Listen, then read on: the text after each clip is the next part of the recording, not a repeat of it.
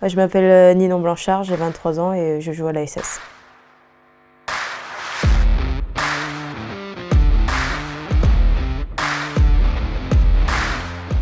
J'ai commencé à l'âge de 6 ans dans un petit club près de chez moi qui s'appelait Entente Plaine et Montagne.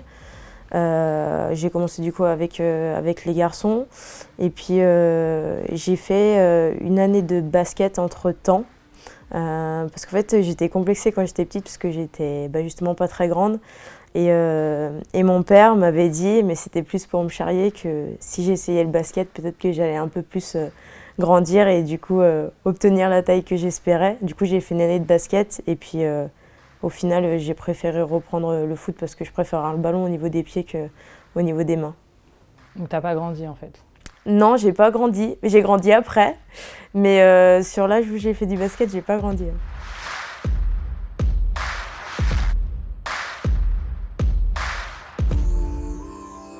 J'ai repris le foot du coup avec les garçons, je suis allée jusqu'à mes 15 ans parce que c'était l'âge maximum pour jouer avec les garçons. Et en fait, il y a un dirigeant qui était à l'ASS, qui travaillait déjà à l'ASS et qui me connaissait parce qu'il travaillait plus ou moins aussi dans le club dans lequel j'étais, qui m'a dit d'aller faire des tests à Saint-Étienne. Et du coup, je suis allée faire 2-3 tests. Donc il y avait un premier rassemblement qui s'était bien passé. J'avais été rappelée au suivant et puis après, il m'avait proposé de rejoindre Saint-Étienne. Du coup, l'année où j'allais rentrer au lycée, en seconde. Et puis, du coup, j'ai intégré l'ASS et au même moment, j'ai intégré le pôle espoir de Vaux-en-Velin à Lyon. Et tu suivais déjà un peu le club de Saint-Étienne féminin? Oui, féminin et masculin, j'allais au Chaudron quand j'étais petite déjà. Donc, je suivais bien le club et puis je suivais aussi les filles.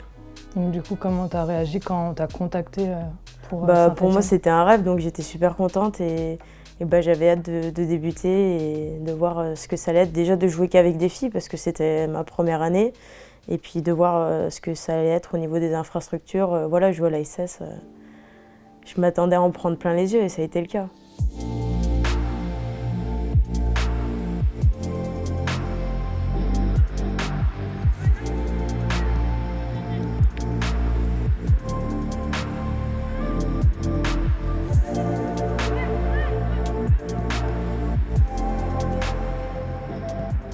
Tu as parlé rapidement du changement entre garçons et filles.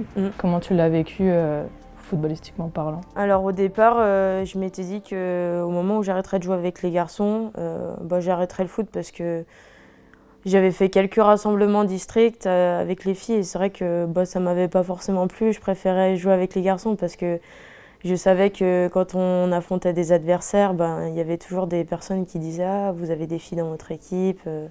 Machin, et j'aimais bien relever le défi de leur montrer que oui, il y avait des filles mais qu'on savait jouer au foot. Puis après, je m'étais dit que je voulais pas forcément faire du sport de compétition. Puis après, il y a eu des rassemblements qui se sont faits au niveau de la Loire, puis au niveau Rhône-Alpes.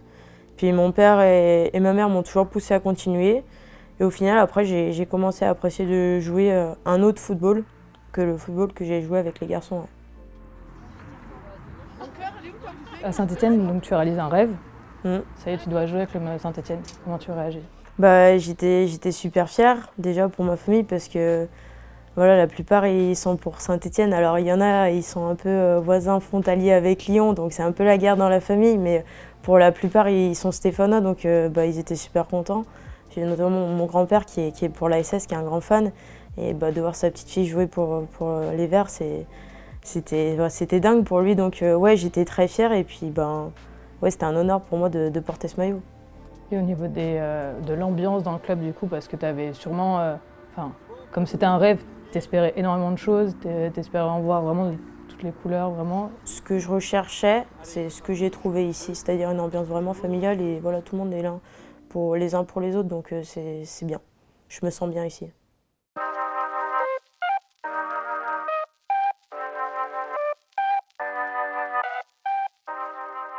Alors en fait du coup j'ai intégré le pôle espoir de Vaux-en-Velin à mes 15 ans. J'ai fait toutes mes années de lycée là-bas jusqu'à mon bac. Et à partir du moment où j'ai eu mon bac, je suis revenue à Saint-Étienne et j'ai intégré le groupe senior. Avant j'étais dans les équipes U18 puis U19, je suis également aussi passée par la réserve. Et au moment où j'ai intégré l'AD1, c'est l'année où j'ai commencé ma licence de STAPS. Donc ça s'est fait progressivement, je pense sans griller forcément les étapes. Et du coup, ça m'a permis de m'acclimater aux différentes équipes petit à petit parce que passer de U18, U19, il y a un changement. De U19 à réserve, il y a un changement aussi. Puis de la réserve à la D1, parce que ma première année, on était en D1, il y a un gros changement. Donc, faut s'acclimater à tout ça et puis prendre ses marques petit à petit. Et tu as un deuxième parcours, du coup, à côté, un parcours scolaire? C'est ça, ouais. Est-ce que tu peux parler de ton métier, de ton travail? Oui, alors du coup, j'ai obtenu mon bac S. Et puis ensuite, j'ai voulu intégrer la licence STAPS à Saint-Étienne. Donc j'ai obtenu ma licence au bout des 3 ans. Ensuite, j'ai intégré le master MEF, donc c'était pour devenir professeur de PS. J'ai passé mon CAPEPS, donc le concours pour devenir professeur en première année de master. Je l'ai réussi du premier coup, donc bien contente. Merci. Et puis ensuite, j'ai validé mon diplôme définitivement l'année dernière avec mon M2. Et donc du coup, là, je suis diplômée et j'ai assuré mon après-carrière. Ouais, c'était important pour toi d'assurer ton après-carrière? Oui, c'était important déjà parce que mes parents là-dessus, c'est pas qu'ils me mettaient à la pression, mais ils voulaient pas que j'arrête l'école et moi aussi j'étais beaucoup là-dedans parce que je sais qu'il y a des différences entre les filles et les garçons, on gagne pas du tout les mêmes salaires et qu'une carrière ça peut très vite s'arrêter du jour au lendemain et je sais que quoi qu'il arrive, bon j'espère pas que ça s'arrêtera très vite dans les prochaines années, mais j'ai un après-carrière et j'ai quelque chose et ça c'est important. Tu avais tes études et tu avais le foot à côté. Comment tu gérais en fait Eh ben, c'est pas un rythme facile à prendre. C'est un peu routinier. Il y en a peut-être qui n'aiment pas trop ça, mais ouais, les journées étaient quand même assez chargées. Quand il fallait se lever à 8h pour aller en cours, on faisait généralement 8h, 16h. Après, on enchaînait l'entraînement. Voilà, ça faisait du 8h, 20h à la journée. Et donc, le soir, généralement, on tardait pas trop. Et j'allais vite au lit parce que j'étais fatiguée de la journée. Et puis voilà, tous les jours, c'était comme ça jusqu'au week-end. Et... ouais, un rythme à prendre. Pas évident, mais un rythme à prendre. Et maintenant, l'année dernière, l'été dernier, tu as signé un contrat fédéral. Ça correspond à quoi un contrat fédéral en fait? Alors en fait, du coup, vu que j'ai signé un contrat, je ne fais que du foot. Ça a été un peu compliqué parce qu'il y a eu des démarches administratives à faire auprès de l'Éducation nationale. Parce que normalement, je devais être affectée dans l'Académie de Versailles cette année. Et en fait, j'ai demandé une année de disponibilité pour faire que du foot. Et du coup, pour être professionnelle et du coup laisser un peu ma profession de côté. C'est-à-dire que là, à l'heure actuelle, je ne fais que du foot. Je ne suis pas professeur de PS. Ok, donc tu as ton diplôme. J'ai mon diplôme et si jamais un jour ma carrière doit s'arrêter pour je ne sais quelle raison, je serai à nouveau affectée et rattachée à l'Éducation nationale et je pourrai enseigner. Ok, c'est super intéressant. Comment tu as eu connaissance de cette possibilité-là en fait, de contrat comme ça qui te permettait de faire une pause dans ta carrière? En fait, déjà, il y a des joueuses qui sont passées avant moi, qui sont passées par ce système-là et par ces démarches-là. Donc, j'ai pris contact avec une dame qui travaille entre la fédération et l'Éducation nationale qui m'a aidée à obtenir justement cette année de disponibilité parce que c'est pas accordé facilement. Moi, j'ai demandé du coup pour convenance personnelle parce que voilà, je voulais faire que du foot, mais c'est pas facile à obtenir et quand ils la donnent, c'est quelque chose d'assez précieux et c'est rare, donc j'étais très très contente de l'avoir. Donc là, tu l'as pour 1 an? C'est ça, et c'est renouvelable chaque année. Ok, ça c'est bien. Ouais. Et jusqu'à qu'ils aient à nouveau besoin de moi et qu'ils me rappellent pour retravailler. Ok, donc ils vont peut-être t'appeler demain quoi. Je sais pas, j'espère pas, mais... Parce que du coup, par rapport au temps de travail aussi pareil entre les deux, là ça change énormément de choses. Le fait d'être en contrat fédéral, d'être 100% foot, oui. Ça te permet vraiment de... ouais, voilà, c'est sûr que je vois vraiment la différence, rien que pour la charge mentale. C'est-à-dire que je n'ai pas à me préoccuper, demain j'ai telle classe à 8h, je suis en escalade, il faut que je prépare la séance, machin. J'ai plus rien à penser. Et ça, je pense que ça joue énormément déjà sur la fatigue mentale, etc. Puis mes journées sont faites pour que je sois performante à l'entraînement. J'ai des temps de repos beaucoup plus conséquents que ce que je pouvais avoir les autres années. Et du coup, j'arrive pas à l'entraînement en étant à 70% de mes capacités. J'arrive à 100%, que ce soit mentalement ou physiquement. Donc ça, c'est vraiment bien. Surtout que vous jouez en D1. Et donc du coup, tu as découvert, toi, le niveau national en D1 directement, ce que tu me disais. Oui, c'est ça. C'est quoi la grosse différence, vraiment? Enfin, quand tu as commencé le match, tu t'es dit quoi? Waouh, il y a beaucoup de changements. Il y a des changements sur tous les plans, sur le plan athlétique dans les duels, c'est totalement différent par rapport à la D2. Dans la vitesse de jeu, c'est beaucoup plus rapide aussi, sur le plan technique. Voilà. Franchement, sur tous les plans, ça change. Et je trouve vraiment qu'il y a une différence de niveau entre la D2 et la D1. Et ça fait plaisir de jouer au plus haut niveau et c'est ce que je voulais. Donc pour moi, c'est un peu une saison test dans le sens où c'est ma première année au plus haut niveau et ça me permet de voir ce que je vaux réellement face aux meilleurs. Et donc par rapport à ton profil de joueuse, quelle a été ton évolution justement? Qu'est-ce que tu as dû changer dans ton travail pour évoluer à ce niveau-là en fait en D1? En fait déjà à la base j'étais même pas défenseur central, j'étais milieu de terrain, je jouais en 6. Et puis du coup j'ai eu une opportunité que j'ai saisie, je suis redescendue à ce poste-là. Et donc déjà ce qui changeait par rapport à mon poste initial, c'est qu'en défense centrale, dans la vitesse d'exécution, j'ai beaucoup plus le temps de voir les choses parce que je suis tout le temps face au jeu. Et je pense qu'en D1, mine de rien, vu que tout va plus vite, ça m'aide plus ou moins. Et puis voilà, j'ai dû remonter mon niveau d'exigence, que ce soit sur le plan athlétique, que ce soit sur le plan technique. Et puis également beaucoup m'attacher et à travailler sur la tactique de jeu. Et en plus maintenant, vu qu'il y a la vidéo, en D1, on étudie beaucoup le jeu des autres équipes et notre jeu à nous, et on travaille beaucoup avec ça, donc ça m'aide beaucoup. Et puis, quelque chose que j'avais pas par rapport aux autres années, c'est la prépa mentale. Et en D2, j'avais pas forcément cet outil-là. En D1, je l'ai et je sens vraiment un changement par rapport aux autres années avec cet outil-là. Tu as évoqué pas mal de choses. Tu as évoqué la vidéo et la prépa mentale. On va parler de la vidéo déjà. C'était la première fois, toi, que tu voyais vraiment tes matchs, tu revoyais tes matchs? C'est ça, c'est bien parce qu'en D2, c'était déjà compliqué de filmer les matchs et on n'avait pas d'analyse vidéo qui nous fait des retours très détaillés comme on peut l'avoir cette année. Et là, ce qui est bien et ce qui est important, c'est qu'on peut se regarder à nouveau parce que généralement, on a un ressenti à la fin du match, mais qui peut être différent quand on re-regarde le match après à tête reposée. Généralement, je regarde toujours les matchs le lendemain après avoir joué.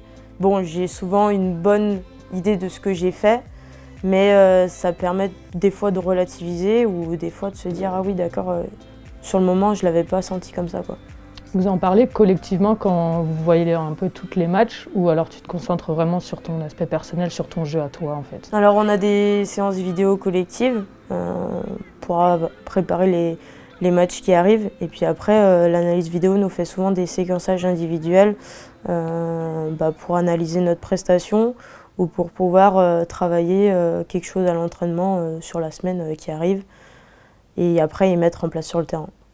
Et pour la partie du coup mentale, donc vous avez un préparateur mental, c'est assez rare et c'est nouveau au club mais c'est très rare en foot féminin. Ouais, comment toi tu abordes cette préparation-là du coup qui est nouvelle? C'est un outil que je connaissais pas du tout et j'étais curieuse de savoir ce qu'on pouvait m'apporter. Surtout que je pense que moi c'était un point sur lequel j'avais des lacunes parce que j'ai eu des moments compliqués dans ma carrière et des fois c'était un peu dur de sortir la tête de l'eau. Et puis là, j'en ai eu aussi un peu cette année. Et vu que j'ai travaillé beaucoup avec le prépa mental, il m'a fait découvrir pas mal de nouvelles techniques qui m'aident déjà dans ma préparation d'avant-match et puis aussi sur mes semaines d'entraînement, des fois à relativiser, à sortir le positif des séances, à visualiser le match qui arrive ou des choses comme ça. Parce que pour des moments difficiles dans ta carrière, c'est des blessures, c'est des doutes, c'est des craintes, ça. Ouais, des blessures, des doutes aussi. Il y a toujours des moments, c'est compliqué d'être régulier tout au long d'une saison, d'être régulière, pardon.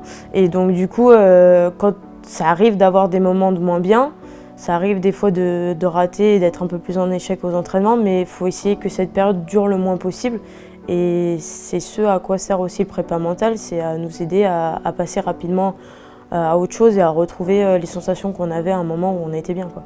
Et comment tu as accès à ce prépa mental? Vous avez pareil, vous avez tout son numéro, vous le contactez quand vous voulez? On a des séances collectives qui sont organisées chaque semaine et puis si on veut, on peut le voir en individuel et c'est vrai que moi je le vois souvent, presque toutes les semaines on essaye de se voir ou de se caler un moment. Puis même si on n'a pas le temps de se voir, on peut échanger par texto par rapport aux problèmes que j'ai pu rencontrer ou comment s'est passée ma semaine. Voilà. On ne parle pas forcément de ce qui va mal, on parle aussi de ce qui va bien et voilà, c'est un échange qu'on continue entre lui et moi et ça m'aide beaucoup cette année, ouais. C'est bien parce qu'il y a quelques joueuses maintenant qui commencent à en parler, plutôt de la préparation mentale, de ce que ça peut créer le foot. Enfin, il y a eu la gardienne, tu as dû entendre parler de la gardienne du PSG qui a arrêté sa carrière parce qu'elle n'en pouvait plus du foot. Est-ce que toi, tu t'es déjà retrouvée, donc tu en as un peu parlé, mais dans une situation où tu as décidé d'arrêter peut-être le foot et de te concentrer à ta carrière de prof. Enfin, voilà. Est-ce que tu as eu vraiment des gros moments de doute dans ta carrière? Ouais, il y a eu un moment où ça a été compliqué pour moi. C'est l'année où on allait redescendre en D2. J'avais pas de temps de jeu avec l'équipe première et j'étais jeune donc j'espérais pouvoir en gratter. Et je savais que les joueuses qui étaient à ma place étaient meilleures. Il y avait notamment Aude Moreau, Candice Gerbier et Maëva Clément qui sont de très bonnes joueuses. Et j'avais conscience de ça. Et je me suis dit, est-ce que je suis pas arrivée au bout de quelque chose au foot? Enfin, voilà, j'ai l'impression de rester sur place et de ne plus progresser. Et c'est vrai que j'ai eu cette réflexion à un moment donné et ça a été une période compliquée. À ce moment-là, j'avais pas la prépa mentale. Et puis c'est mes parents qui m'ont dit non, mais enfin, ça arrive. Ça t'arrivera à un autre moment de ta vie, dans d'autres choses. Et il faut pas lâcher, il faut continuer.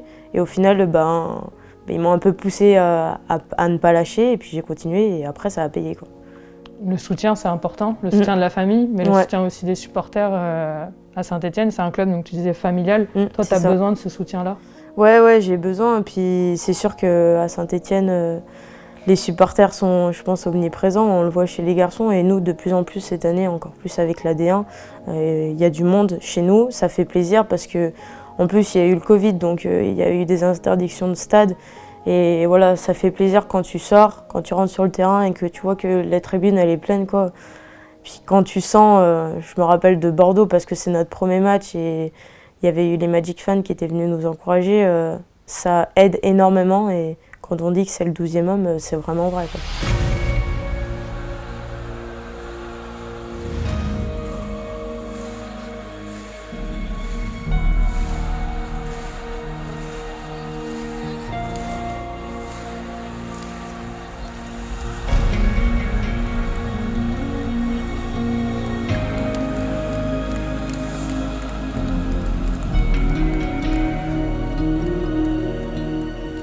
Il y a des moments où, sur la fin de match, tu es fatigué et tu te dis est-ce que je vais réussir à faire la course? Et eux, vu qu'ils t'encouragent, ils te poussent, tu te poses même pas la question et tu y vas, quoi. Et quand les supporters arrivent pour la première fois autour du terrain, t'as peur un peu au début? Il y a toujours une appréhension d'avant-match, mais non, je trouve que moi, quand il y a des supporters, ça me met une bonne pression. Et je me dis que j'ai encore plus envie de leur montrer que oui, ils ont bien fait de venir et que leur montrer ce qu'est le foot féminin et ce que nous, on peut dégager l'ASS chez les filles.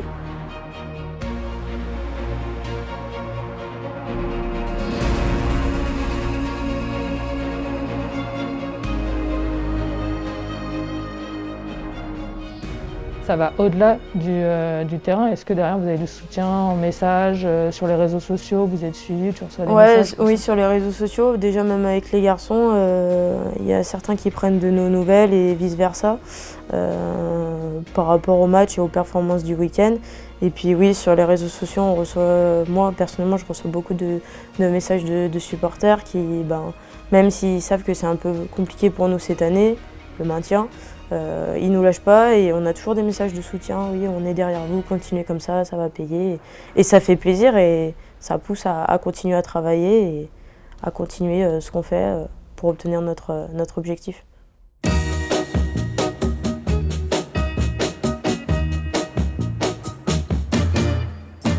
Tu es capitaine de l'équipe, tu as direct eu le brassard. Comment ça s'est passé ce passage pour être capitaine en fait?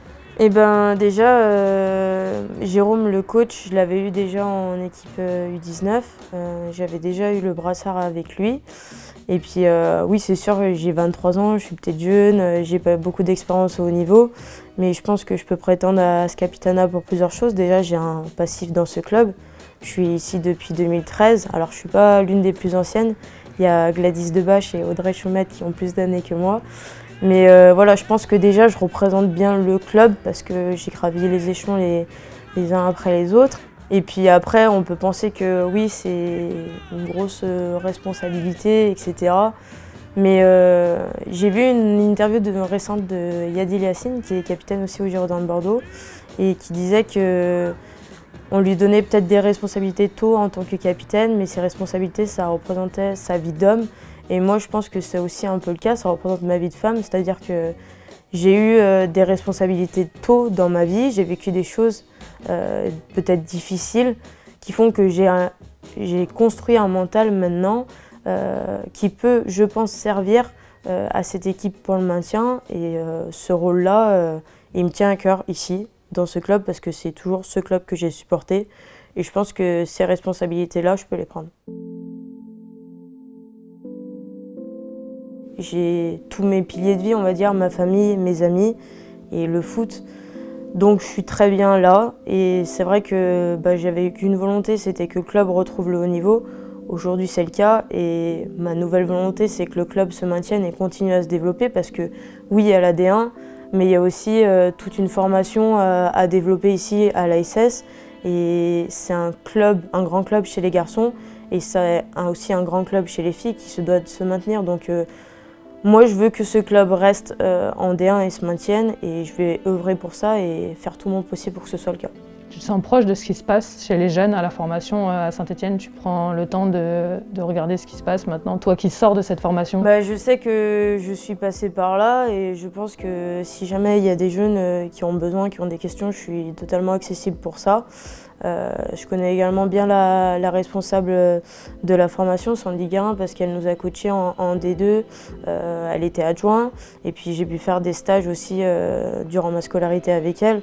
Donc oui, je me sens quand même proche, et ils savent que s'ils ont besoin de moi pour intervenir dans des équipes ou quoi que ce soit, je suis accessible et il n'y a pas de souci là-dessus. Et toi, dans l'évolution du foot féminin, depuis le moment où tu es arrivée à Saint-Étienne, donc en formation, jusqu'à maintenant, tu as senti une évolution dans la médiatisation, dans la mise en avant du foot féminin? Ouais, déjà, je pense que la Coupe du Monde, ça a été un beau tremplin. Il y a eu une augmentation du nombre de licenciés, il y a eu une augmentation de la médiatisation. Après, je vais reprendre un peu peut-être les propos de Corinne Diacre, qui dit que c'est plus difficile de construire que de détruire. Je pense qu'il y a encore beaucoup de choses à faire dans le foot féminin, mais que ça va prendre du temps, mais que c'est en bonne voie et que les instances font, on va dire, le mieux possible pour que ça se développe. Alors après, moi, pour parler et donner des exemples concrets, je pense qu'on devrait encore être plus accompagné dans le double projet. Il y a des choses qui sont mises en place par les instances et qui sont très bien à l'heure actuelle. Je pense notamment dans les pôles espoirs. Moi, je sais que quand j'étais dans le pôle espoir, c'était l'école et le foot sur la même balance. Et que si jamais il y en avait un des deux qui baissait, par exemple, je sais pas, il y avait des moins bons résultats scolaires, eh ben, ils redressaient la barre et les entraînements, on allégeait pour que le niveau scolaire remonte en hausse, quoi. Et je pense que cet accompagnement, il est bien jusqu'au lycée, mais après, les années post-bac, c'est plutôt un accompagnement qui est fait par le club. Et est-ce que le club a toujours des billes ou quoi? Ça, j'en suis moins sûre. Et comme je vous disais tout à l'heure, oui, on gagne moins bien que les garçons, donc du coup, il faut forcément s'assurer un avenir, et que les filles doivent être encore plus, je pense, accompagnées dans ce double projet, pour qu'elles n'aient pas à faire un choix à un moment donné entre le foot et les études, et qu'elles continuent les deux, et qu'elles aboutissent à un moment à un diplôme, à une formation, en parallèle de pouvoir prétendre à jouer au haut niveau. Dernier mot, si tu as une petite fille que tu rencontres là, au sport, en cours de sport après ta carrière, et elle dit je vais être footballeuse professionnelle, tu vas lui conseiller quoi? Lui dire quoi, ou alors juste l'écouter? Je vais lui dire fonce, si tu as un rêve, faut y croire, et puis il y aura peut-être des moments difficiles, mais il faut travailler, et puis au bout d'un moment ça va payer.